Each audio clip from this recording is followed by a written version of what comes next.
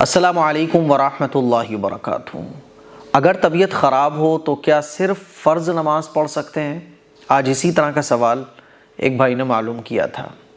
होता है ना ऐसा कि तबीयत ख़राब होती है, सर में दर्द हो रहा है, चक्कर आ रहे हैं, बुखार आ रहा है, तो हिम्मत नहीं होती कि नमाज़ पढ़ें। तो जहन में एक सवाल आता है कि क्या सिर्फ़ फ़र्ज़ नमाज़ पढ़ सकते हैं? ख़ास तौर पर इशा की नमाज़ में तो 17 रकात होती हैं, तो ख़वातीन जो है ना, ये सोच कर के 17 रकात पढ़नी पड़ेंगी तो वो फ़र्ज़ भी नहीं पढ़ती हैं।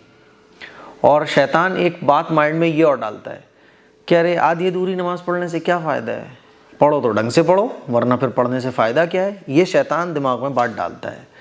मेरे अज़ीज़ भाइयों, मेरी बहनों, खूब अच्छे तरीक़े से समझ लो कि जो फ़र्ज़ नमाज है ना, वो किसी भी सूरत में माफ़ नहीं है।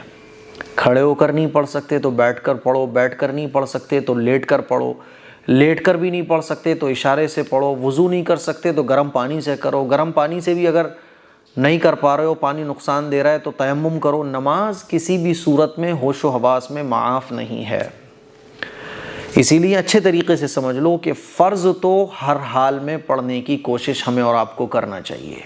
फ़र्ज़ के बाद नंबर आता है सुन्नतों का और नफ़लों का। सुन्नतें और नफ़लों का मसला ये है कि इनको छोड़ने की आदत नहीं बनाना चाहिए, ख़ास तौर पर सुन्नत मुअक्कदा। ठीक है, तबीयत ख़राब है तो शैतान नमाज को छुड़वाने के लिए दिमाग में ये डालेगा कि आधी अधूरी नमाज़ पढ़ने से क्या फ़ायदा है, नमाज़ पढ़ो तो ढंगी पढ़ो, ऐसी नमाज से क्या फ़ायदा कि 4 फ़र्ज़ पढ़ के बैठ गए। तो ख़वातीन और मर्द हज़रात वो 4 फ़र्ज़ भी छोड़ देते हैं। अरे यार, पूरी पढ़ता हूँ मैं तो, आधी अधूरी नमाज़ नहीं पढ़ता। ये बिल्कुल भी दुरुस्त नहीं है। अगर आपकी तबीयत ख़राब है, आपकी हिम्मत नहीं हो रही है, तबीयत नहीं हो रही है, सुस्ती आ रही है, सुस्ती में तो खैर सुन्नत मुअक्कदा नहीं छोड़ना चाहिए, लेकिन तबीयत ख़राब है, हिम्मत नहीं हो रही है, बहुत ज़्यादा वीकनेस है, फ़र्ज़ नमाज ज़रूर पढ़ लो।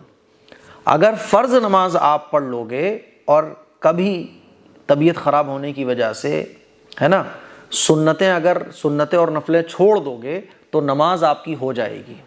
तो अगर कभी बाई चांस हमारी तबीयत ख़राब हो रही है तो सुन्नतें छोड़ सकते हैं, सिर्फ फ़र्ज़ नमाज आप पढ़ सकते हैं। लेकिन आप फ़र्ज़ ही गोल कर जाओ, ये बहुत बड़ा गुनाह है। एक नमाज छोड़ने का बहुत बड़ा गुनाह है। अगर आपने फ़र्ज़ अदा कर लिया, आपकी नमाज हो गई। तो कभी कभी आप तबीयत ख़राब होने की वजह से सुन्नतें और नफ़लें छोड़ सकते हैं, इसकी इजाज़त है। ठीक है, फ़र्ज़ हमें नहीं छोड़ना चाहिए। कितनी ही तबीयत ख़राब हो, कितना ही सर दर्द हो, कितनी ही वीकनेस हो, फ़र्ज़ नमाज ज़रूर पढ़िएगा। ठीक है, मान लीजिए इशा की नमाज़ है तो 4 रकात फ़र्ज़ पढ़िए और 3 रकात वितर पढ़िए। बाकी जो सुन्नतें और नफ़लें हैं वो आप तबीयत ख़राब होने की वजह से छोड़ सकते हैं। ठीक है, लेकिन सुन्नत मुअक्कदा जो है ना, उनको छोड़ने की आदत नहीं बनाना चाहिए। ये नहीं कि सिर्फ सुस्ती आ रही है तो आप सुन्नत मुअक्कदा छोड़ दो। ठीक, हाँ, कभी छोड़ सकते हो, लेकिन फ़र्ज़ हर हाल में हमें पढ़ने की कोशिश करना चाहिए। मुझे उम्मीद है ये मसला आप लोग अच्छे तरीके से समझ गए होंगे। इसीलिए फ़र्ज़ों की पाबंदी बिल्कुल कीजिएगा, तबीयत चाहे जितनी ख़राब हो। अस्सलामु अलैकुम वरहमतुल्लाहि वबरकातुहू।